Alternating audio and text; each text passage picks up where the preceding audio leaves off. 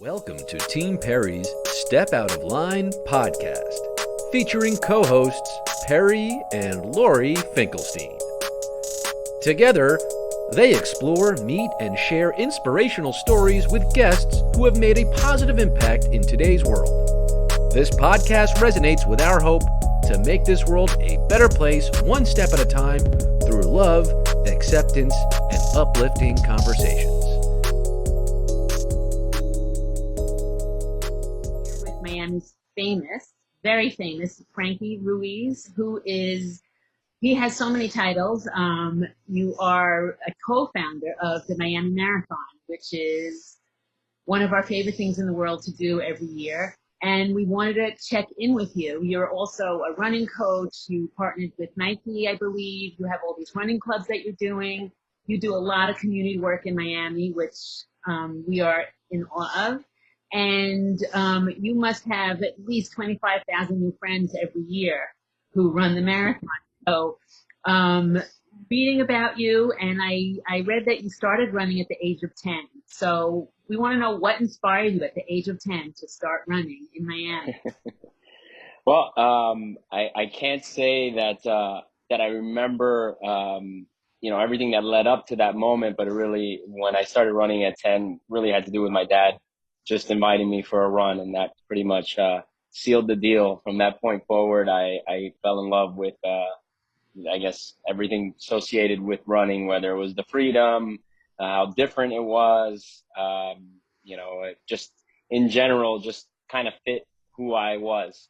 It wasn't really the other way around where I was fitting into running. I felt like, it just reflected everything I believed in. So that's one of the reasons at a very young age that I identified with it, and I've stuck with it now. I'm 41, so Wow. it's been a little bit of time still doing it and still enjoying it, and figured out a few different ways to also make a living from it as well. So running is not necessarily a team sport. It's really an individual thing that you do, but you've made it into a team, a community, a movement, which is incredible. So Yeah. it's somebody who takes something that's small and makes it so big to include everybody. I know Peri personally, she has muscular dystrophy, as you know. Yes. Yeah. Never would have imagined when she was a little girl that she would be finishing marathons on her own on 2 feet. I don't know if you realize what you've done for so many people, that you've opened up the world to them. It's influenced where she's going to school, what she wants to do when she gets older. It got us involved with Team Lifeline.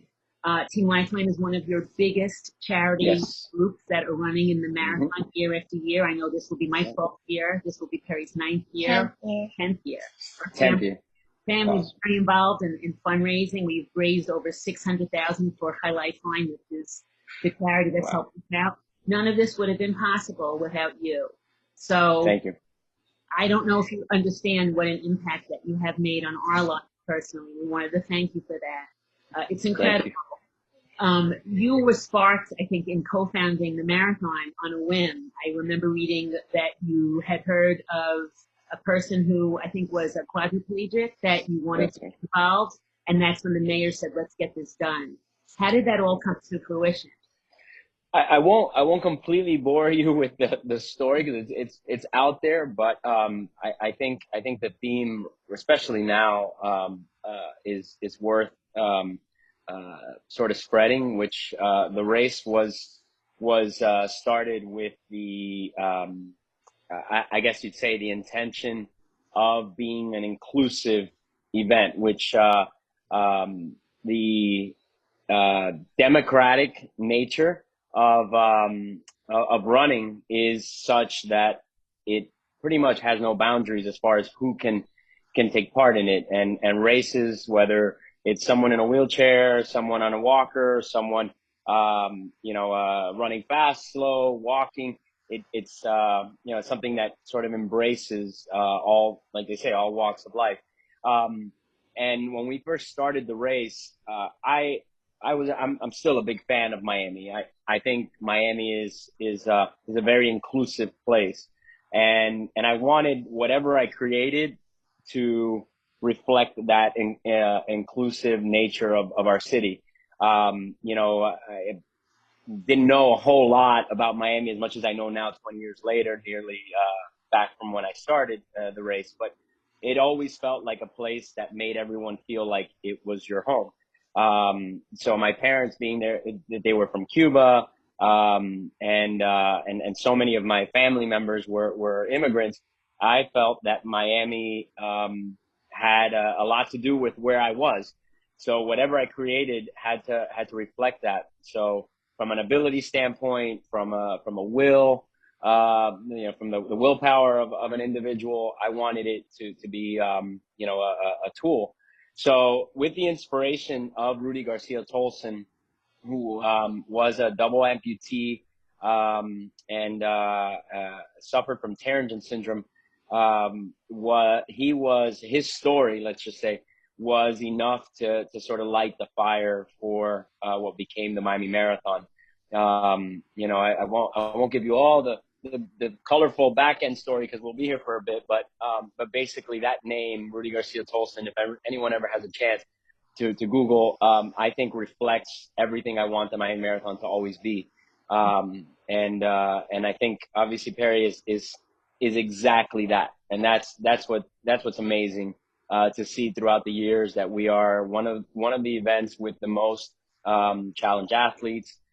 We are in the world, for that matter. It takes a lot to accommodate even just one challenge athlete. I do have to say that some folks are like, well, really, what does it take? I said, it takes a lot, because there's so many different challenges to overcome. I mean, so to speak, the individual has so many different, nuances that surround their capabilities, that as an event we've had to throughout the years accommodate, and that's everything from dealing with police to how long our finish lines are open and whatnot. So, and I happen to be a huge fan of Peri. I mean, I love meeting her at that, near that finish line every year. I can't say I've done it all 10 years, but I'd say the better part of the last maybe 6 or 7 years I've been there to help bring her in.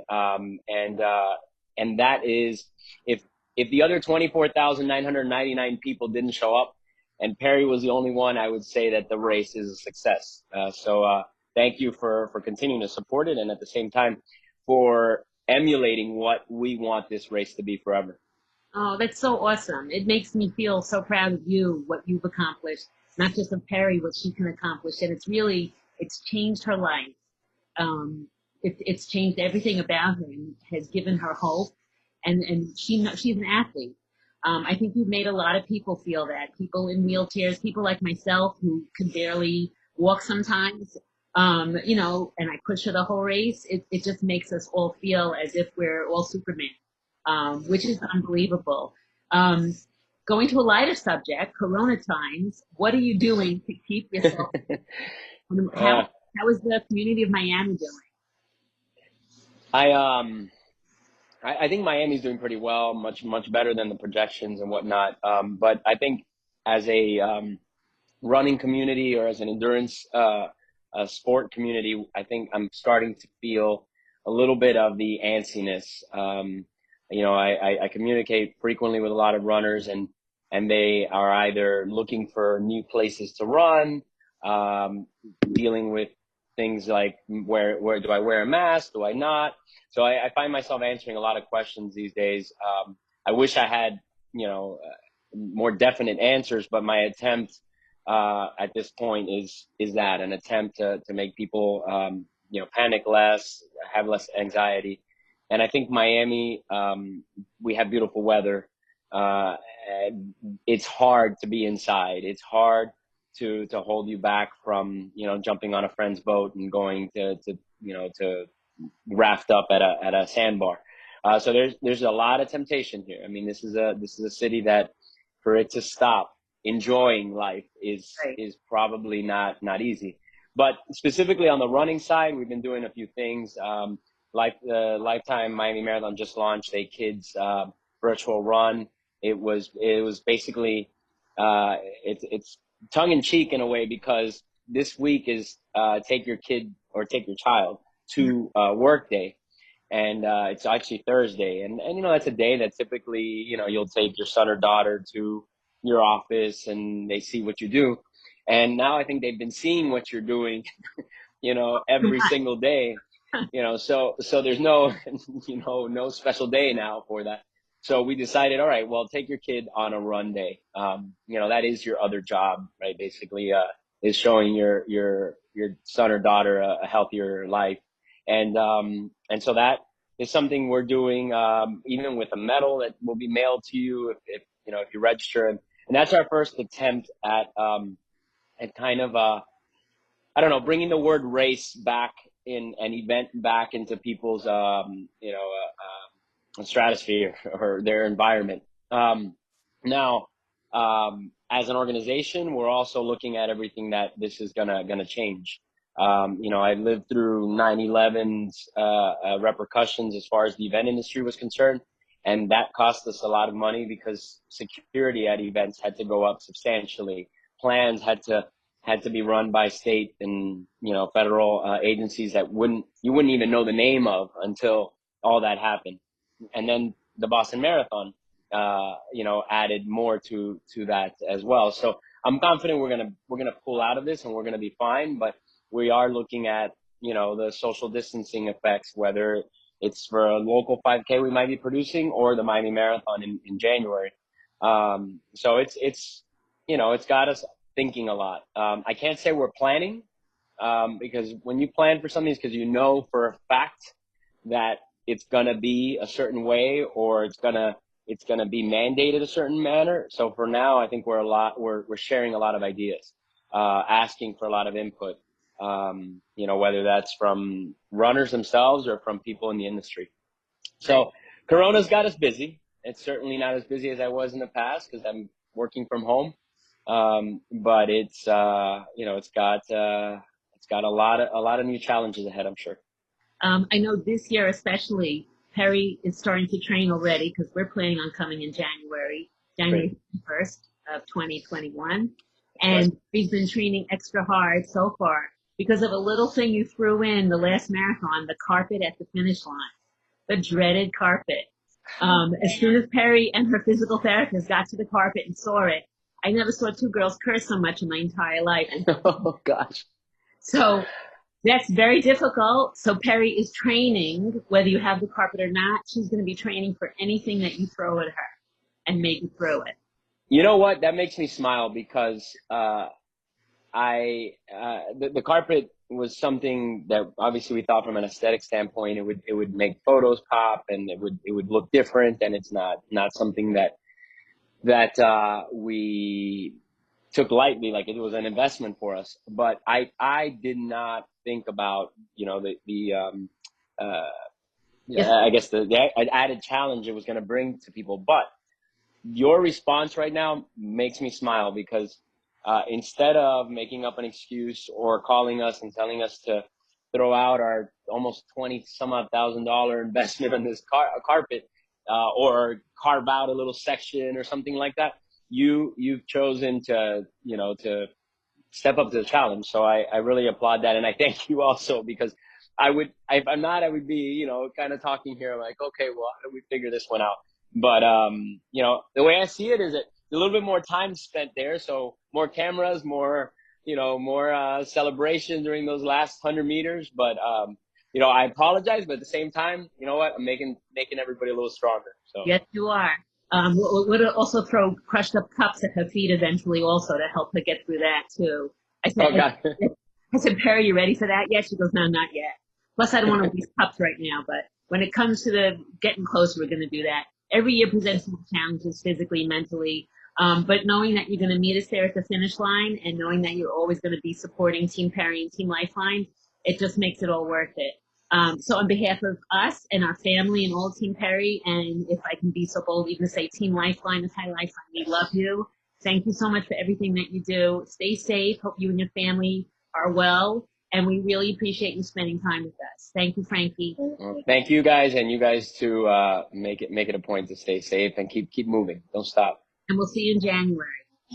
All right. See you in January. Thank you, Peri. Take care. Bye.